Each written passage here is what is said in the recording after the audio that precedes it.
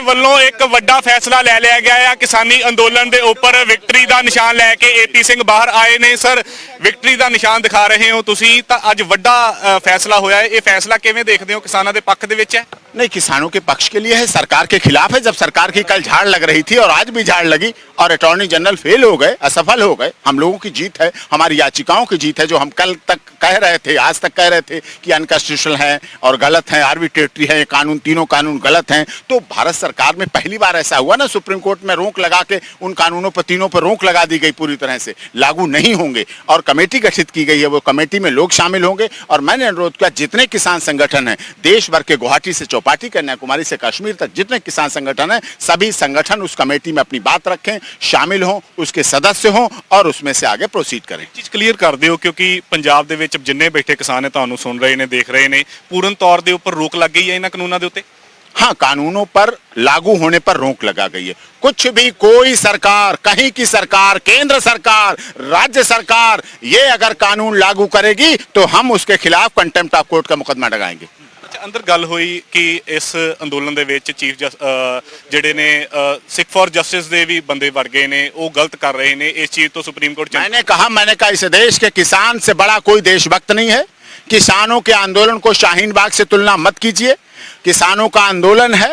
ये किसान किसी जाति, क्षेत्र, भाषा, संप्रदाय से नहीं जुड़ा हुआ है। ये किसान किसी क्षेत्र से नहीं जुड़ा हुआ है। ये किसान किसी राजनीतिक पार्टी से नहीं जुड़ा हुआ है। इस किसान आंदोलन ने तो राजनीतिक दलों के आने पर रोक लगा रखी है। वो नहीं पसंद करते कोई राजनीति आए, क्योंकि अगर राजनीति करनी है तो संसद है, संसद में सदन बुलाओ और वहां राजनीति करो, खूब सरकार को घेरो, वहां काम करो। सरकार ने तो यह गल क्लीयर की है कि ਅਸੀਂ ਸੋਧ ਦੇ ਉੱਤੇ ਗੱਲ ਕਰ ਸਕਦੇ ਹਾਂ, ਅਸੀਂ ਕਾਨੂੰਨ ਨਹੀਂ ਰੱਦ ਕਰਾਂਗੇ। ਤਾਂ ਫਿਰ ਇਹਦੇ ਵਿੱਚ ਕੀ? सरकार तो अब चुप हो गई। सरकार कहां मुंह दिखा सकती है?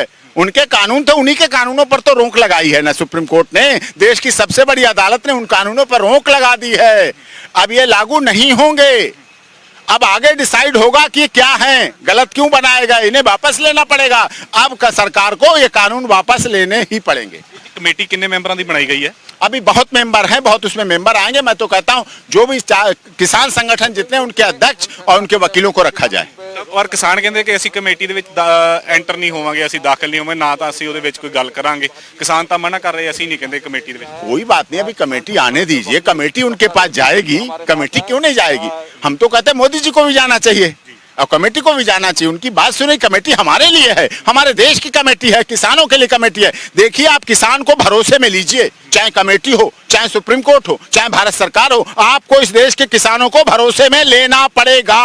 यदि इस देश में रहना है, जब तक सुखी किसान रहेगा तभी बनेगा देश महान। 26 तरीक ਨੂੰ रैली होने जा रही है, ट्रैक्टर रैली, क्योंकि ਉਹਦਾ भी जिक्र होया। रैली तो किसानों के नेता बताएंगे, ट्रैक्टर उनके हैं, अपने तो ट्रैक्टर नहीं है ना। अपने तो ट्रैक्टर गांव में हैं, तो वो ट्रैक्टर तो गांव वाले करेंगे, किसान वहां के करेंगे। रैली जो करेंगे।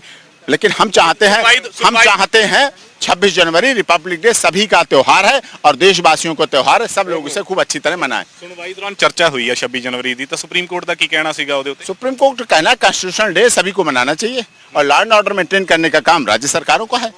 सभी हम ही काम करेंगे।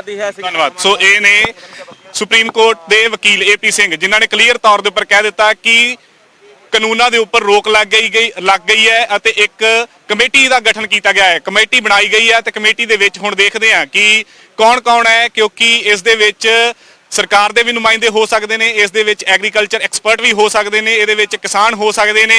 ਤਾਂ ਉਸ ਦੀ ਲਿਸਟ ਵੀ ਜਾਰੀ ਸੁਪਰੀਮ ਕੋਰਟ ਦੇ ਵੱਲੋਂ ਕੀਤੀ ਜਾਊਗੀ, ਕਿਉਂਕਿ ਇਹ ਗੱਲ ਸਪਸ਼ਟ ਕੀਤੀ ਸੀ ਸੁਪਰੀਮ ਕੋਰਟ ਨੇ ਕਿ ਉਹਨਾਂ ਨੇ ਕਿਹਾ ਸੀ ਕਮੇਟੀ ਬਣਾ ਦੇਵਾਂਗੇ।